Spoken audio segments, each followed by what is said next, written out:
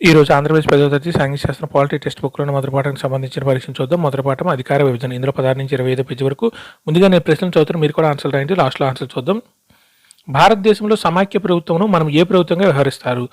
1 రాష్ట్ర ప్రభుత్వం, 2 స్థానిక ప్రభుత్వం, 3 సంకీర్ణ ప్రభుత్వం, 4 యూనియన్ ప్రభుత్వం. భారతదేశంలో సమాఖ్య ప్రభుత్వం మనం ఏ ప్రభుత్వంగా వ్యవహరిస్తారు? 1 రాష్ట్ర ప్రభుత్వం, 2 స్థానిక ప్రభుత్వం, 3 సంకీర్ణ ప్రభుత్వం, 4 యూనియన్ ప్రభుత్వం. ప్రజాస్వామ్య ప్రాథమిక సూత్రం. 1 రాజకీయ అధికారాలన్నింటికి పార్టీలే మూలం, 2 రాజకీయ అధికారాలన్నింటికి నాయకుల మూలం, 3 రాజకీయ అధికారాలన్నింటికి ప్రజలే మూలం, 4 రాజకీయ అధికారాలన్నింటికి అధికారుల మూలం. ప్రజాస్వామ్య ప్రాథమిక సూత్రం. 1 రాజకీయ అధికారాలన్నింటికి పార్టీలే మూలం, 2 రాజకీయ అధికారాలన్నింటికి నాయకుల మూలం, 3 రాజకీయ అధికారాలన్నింటికి ప్రజలే మూలం, 4 రాజకీయ అధికారాలన్నింటికి అధికారుల మూలం. మత భాషాపరమైన విభిన్న సామాజిక సమూహాల మధ్య కూడా అధికార విభజన జరగవచ్చు. ఈ ఏర్పాటుకు ఉదాహరణ 1 జర్మనీ ప్రభుత్వం, 2 బెల్జియంలోని సమూహ ప్రభుత్వం, 3 శ్రీలంక ప్రభుత్వం, 4 చైనా ప్రభుత్వం.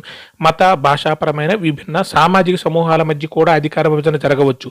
ఈ ఏర్పాటుకు ఉదాహరణ 1 జర్మనీ ప్రభుత్వం, 2 బెల్జియంలోని సమూహ ప్రభుత్వం, 3 శ్రీలంక ప్రభుత్వం, 4 చైనా ప్రభుత్వం.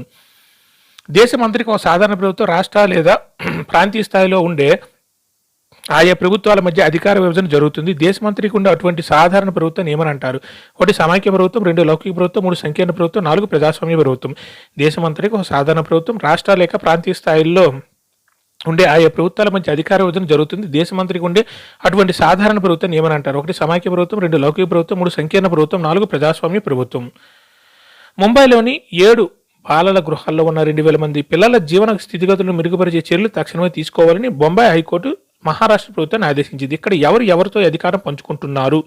1 న్యాయశాఖ, శాసనశాఖ, 2 సామాజిక సమూహాల మధ్య కూడా అధికార విభజన, 3 న్యాయ వ్యవస్థ, కార్యనిర్వాహక శాఖ, 4 రాజకీయ పార్టీలు, ప్రభావ వర్గాలు.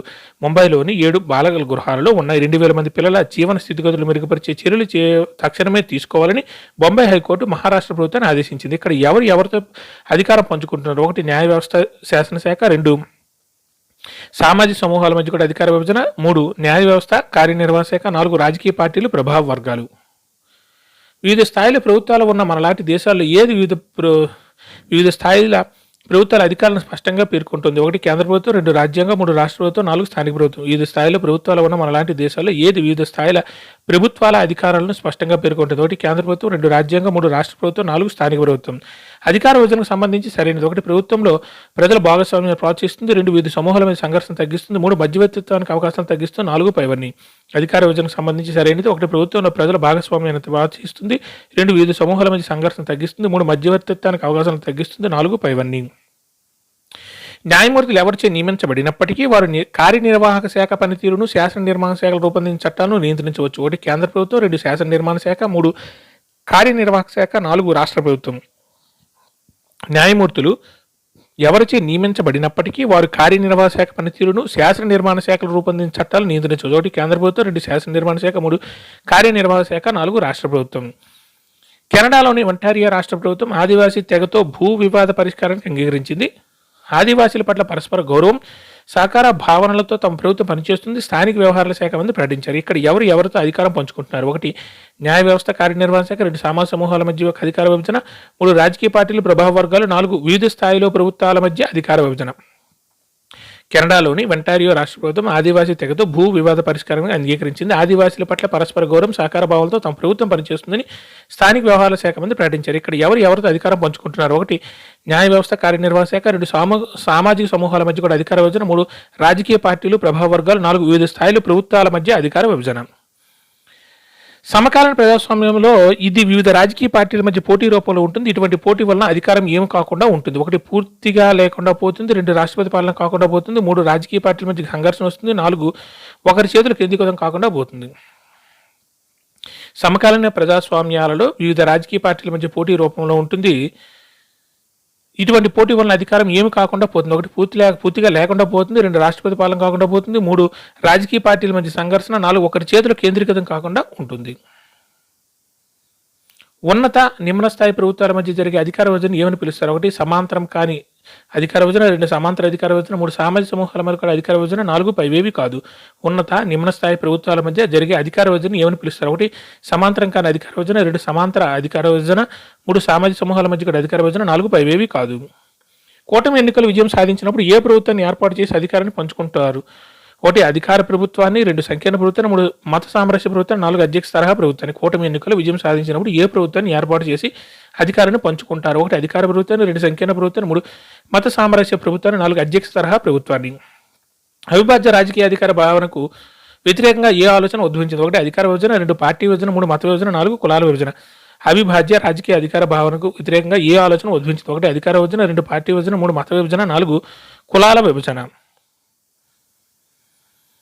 ఒకవేళ అధికారం విభజించాలని నిర్ణయిస్తే త్వరితగతిన నిర్ణయాలు తీసుకోవడం, వాటిని అమలు చేయడం సాధ్యం కాదని భావించబడేది. కానీ ఏ రాజ్యాల ఆవిర్భావంతో ఈ ఆలోచన ధోరణి మారింది? ఒకటి సంకీర్ణ రాజ్యాలు, 2 అధ్యక్ష తరహా రాజ్యాలు, 3 మతపరమైన రాజ్యాలు, 4 ప్రజాస్వామ్య రాజ్యాలు. ఒకవేళ అధికారం విభజించాలని నిర్ణయిస్తే త్వరితగతిన నిర్ణయాలు తీసుకోవడం, వాటిని అమలు చేయడం సాధ్యం కాదని భావించబడేది. కానీ ఏ రాజ్యాల ఆవిర్భావంతో ఈ ఆలోచన ధోరణి మారింది? ఒకటి సంకీర్ణ రాజ్యాలు, 2 అధ్యక్ష తరహా రాజ్యాలు, 3 మతపరమైన రాజ్యాలు, 4 ప్రజాస్వామ్య రాజ్యాలు.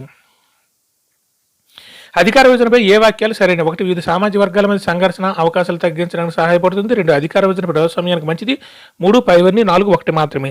అధికార విభజనపై ఏ వాక్యాలు సరైనవి? ఒకటి వివిధ సామాజిక వర్గాల మధ్య సంఘర్షణ అవకాశాలను తగ్గించడానికి సహాయపడుతుంది, 2 అధికార విభజన ప్రజాస్వామ్యానికి మంచిది, 3 పైవన్నీ, 4 ఒకటి మాత్రమే. అందరూ ఆన్సర్లు రాశారా? ఓకే, ఇప్పుడు ఆన్సర్లు చూద్దాం. భారతదేశంలో సమాఖ్య ప్రభుత్వం మనం ఏ ప్రభుత్వంగా వ్యవహరిస్తాం? కరెక్ట్ ఆన్సర్ 4 యూనియన్ ప్రభుత్వం లేదా కేంద్ర ప్రభుత్వం. భారతదేశంలో సమాఖ్య ప్రభుత్వం మనం ఏ ప్రభుత్వంగా వ్యవహరిస్తారంటే యూనియన్ ప్రభుత్వం లేదా కేంద్ర ప్రభుత్వం. Correct answer 4. ప్రజాస్వామ్య ప్రాథమిక సూత్రం. కరెక్ట్ ఆన్సర్ 3 రాజకీయ అధికారాలన్నింటికీ ప్రజలే మూలం. ప్రజాస్వామ్య ప్రాథమిక సూత్రం ఏంటంటే రాజకీయ అధికారాలను ప్రజలే మూలం. Correct answer 3.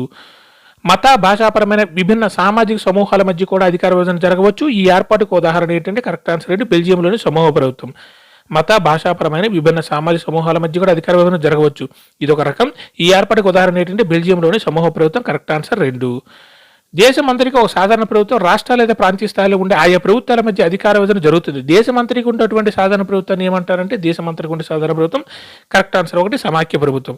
దేశమంతరికి ఒక సాధారణ ప్రభుత్వం, రాష్ట్రాల లేదా ప్రాంతీయ స్థాయిలో ఉండే ఆయా ప్రభుత్వాల మధ్య అధికార విభజన జరుగుతుంది. దేశమంతరికి ఉండేటువంటి సాధారణ ప్రభుత్వాన్ని ఏమంటారంటే సమాఖ్య ప్రభుత్వం. Correct answer 1. ముంబైలోని 7 బాలల గృహాల్లో ఉన్న 2,000 మంది పిల్లల జీవన స్థితిగతులను మెరుగుపరిచే చర్యలు తక్షణమే తీసుకోవాలని బొంబాయి హైకోర్టు మహారాష్ట్ర ప్రభుత్వాన్ని ఆదేశించింది. ఇక్కడ ఎవరితో అధికారం పంచుకుంటున్నారు? కరెక్ట్ ఆన్సర్ 3 న్యాయ వ్యవస్థ ఏమో కార్యనిర్వాహక శాఖతో అధికారం పంచుకుంటుంది. ప్రభుత్వం కార్యనిర్వాహక శాఖ, ఇక్కడ బొంబాయి హైకోర్టు అంటే న్యాయ వ్యవస్థ. Correct answer 3.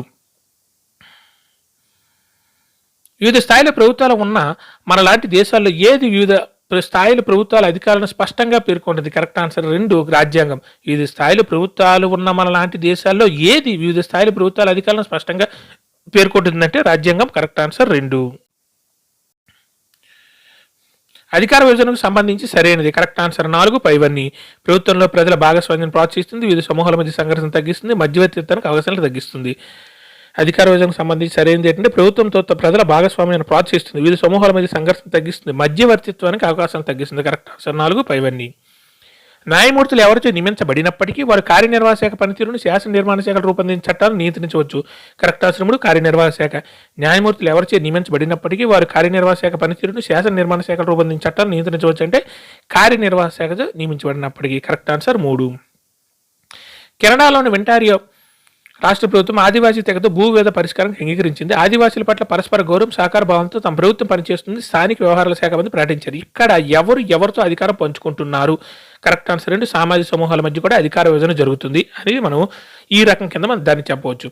కెనడాలోని ఒంటారియో రాష్ట్ర ప్రభుత్వం ఆదివాసీ తెగతో భూ వివాద పరిష్కారానికి అంగీకరించింది. ఆదివాసీల పట్ల పరస్పర గౌరవం, సహకార భావంతో తమ ప్రభుత్వం పనిచేస్తుందని స్థానిక వ్యవహారాల శాఖ మంది ప్రకటించారు. ఇక్కడ ఎవరితో అధికారం పంచుకుంటున్నారంటే సామాజిక సమూహాల మధ్య అధికార విభజన కూడా జరుగుతుంది అనేది ఆ రకం కింద ఇది వచ్చేస్తుంది. Correct answer 2. సమకాలీన ప్రజాస్వామ్యంలో ఇది వివిధ రాజకీయ పార్టీల మధ్య పోటీ రూపంలో ఉంటుంది. ఇటువంటి పోటీ వలన అధికారం ఏమి కాకుండా ఉంటుందంటే కరెక్ట్ ఆన్సర్ 4 ఒకరి చేతిలో కేంద్రీకృతం కాకుండా ఉంటుంది. మెయిన్ అదే. మిగిలిన కూడా జరగకపోవచ్చు కానీ ఒకరి చేతిలో మాత్రం అధికారం కేంద్రీకృతం ఉండదు. ఒక 5 సంవత్సరాలు 10 సంవత్సరాలు మారిపోతూ ఉంటుంది.